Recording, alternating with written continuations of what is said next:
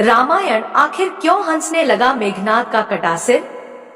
महर्षि वाल्मीकि द्वारा रचित हिंदू धर्म ग्रंथ रामायण में उल्लेख मिलता है कि रावण के बेटे का नाम मेघनाद था। उसका एक नाम इंद्रजीत भी था। दोनों नाम उसकी बहादुरी के लिए दिए गए थे। दरअसल मेघनाद इंद्र पर जीत हासिल करने के बाद इंद्रजीत कहलाया और मेघनाद का मेघनाद नाम मेघों की आड़ में युद्ध करने के कारण पड़ा। वह एक वीर राक्षस योद्धा था। मेघनाद श्री राम और लक्ष्मण को मारना चाहता था। एक युद्ध के दौरान उसने सारे प्रयत्न किए लेकिन वह विफल रहा। इसी युद्ध में लक्ष्मण के घातक बाणों से मेघनाद मारा गया।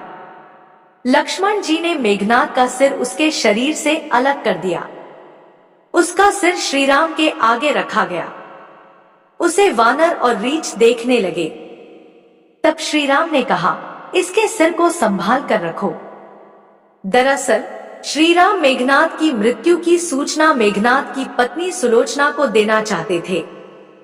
उन्होंने मेघनाद की एक भुजा को बाण के द्वारा मेघनाद के महल में पहुंचा दिया। वह भुजा जब मेघनाद की पत्नी सुलोचना ने देखी तो उसे विश्वास नहीं हुआ कि उसके पति की मृत्यु हो चुकी है। उसने भुजा से कहा, अगर तुम वास्तव में मेघनाद की भुजा हो तो मेरी दुविधा को लिखकर दूर करो। सुलोचना का इतना कहते ही भुजा हरकत करने लगी। तब एक सेविका ने उस भुजा को खड़िया लाकर हाथ में रख दी। उस कटे हुए हाथ ने आंगन में लक्ष्मण जी के प्रशंसा के शब्द लिख दिए। अब सुलोचना को विश्वास हो गया कि युद्ध में उसका पति मारा गया है।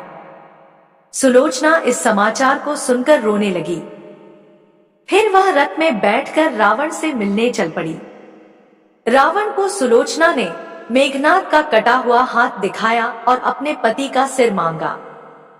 सुलोचना रावण से बोली कि अब मैं एक पल भी जीवित नहीं रहना चाहती, मैं पति के साथ ही सती होना चाहती हूँ।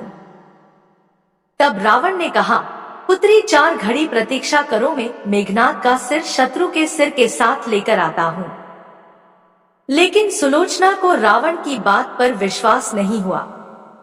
तब सुलोचना मंदोदरी के पास गई। तब मंदोदरी ने कहा, तुम राम के पास जाओ, वह बहुत दयालु है। सुलोचना जब राम के पास पहुंची तो उसका परिचय विभीषण ने करवाया। सुलोचना ने राम से कहा, हे राम, मैं आपकी शरण में आई हूँ। मेरे पति का सिर मुझे लौटा दे ताकि मैं सती हो सकूं। राम सुलोचना की दशा देखकर दुखी हो गए। उन्होंने कहा कि मैं तुम्हारे पति को अभी जीवित कर देता हूँ। इस बीच उसने अपनी आप बीती भी सुनाई। सुलोचना ने कहा कि मैं नहीं चाहती कि मेरे पति जीवित होकर संसार के कष्टों को भोगे। मेरे लिए सौभाग्य की बात है कि आपके दर्शन हो गए। मेरा जन्म सार्थक हो गया। अब जीवित रहने की कोई इच्छा नहीं। राम के कहने पर सुग्रीव मेघनाद का सिर ले आए। लेकिन उनके मन में यह आशंका थी कि मेघनाद के कटे हाथ ने लक्ष्मण का गुणगान कैसे किया। सुग्रीव से रहा नहीं गया और उन्होंने कहा, मैं सुलोचना की बात को तभी सच मानूंगा जब यह नरमुंड हंसेगा। सुलोचना के सतीत्व की यह बहुत बड़ी परीक्षा थी। उसने कटे हुए सिर से कहा, हे स्वामी, जल्दी हंसिए, वरना आपके हाथ ने जो लिखा है उसे ये सब सत्य नहीं मानेंगे।